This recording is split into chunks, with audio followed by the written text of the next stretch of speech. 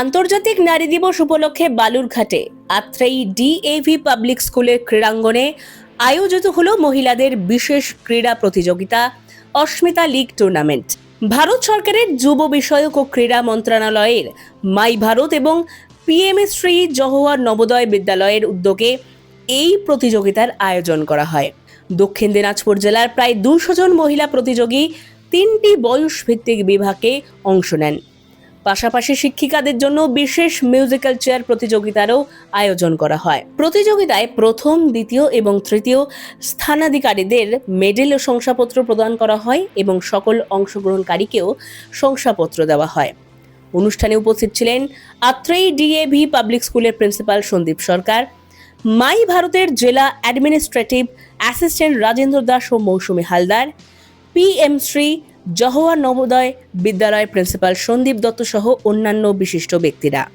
এই বিষয়ে উদ্যোক্তারা কি বললেন চলুন শুনে নিই। আন্তর্জাতিক নারী দিবস, প্রত্যেকটি নারীর জন্য আজকে আমরা কি ব্যবস্থা করেছি। আত্রেই ডিএভি পাবলিক স্কুল হচ্ছে ভেন্যু স্কুল।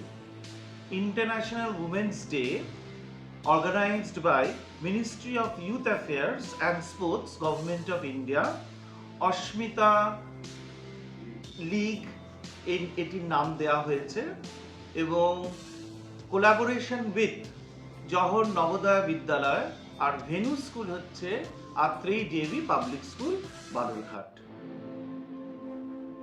প্রথমেই জানাই যে এই প্রতিযোগিতামূলক যে ব্যবস্থাপনা করা হয়েছে আমাদের স্কুলে, তার মেন উদ্দেশ্য হচ্ছে, তার প্রধান উদ্দেশ্য হচ্ছে সমাজে আমরা একটি বার্তা দিতে চাই যে নারী এবং পুরুষ দুজনা মিলেই কিন্তু সমাজের অগ্রগতি বা উন্নতি করা সম্ভব।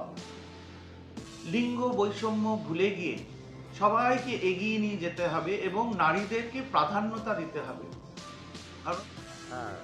আজ মাই ভারতের উদ্যোগে আত্রেই ডিএভি পাবলিক স্কুলে অ্যাথলেটিক্স প্রোগ্রাম চলছে। 100 এবং 200, 400 মিটার। এটা ইন্টারন্যাশনাল উমেন্স ডে উপলক্ষে অস্মিতা লীগ। এই লিগে বিভিন্ন স্কুল থেকে পার্টিসিপেন্টরা আমাদের এসছে। প্রায় 200-র উপরে পার্টিসিপেন্ট আছে।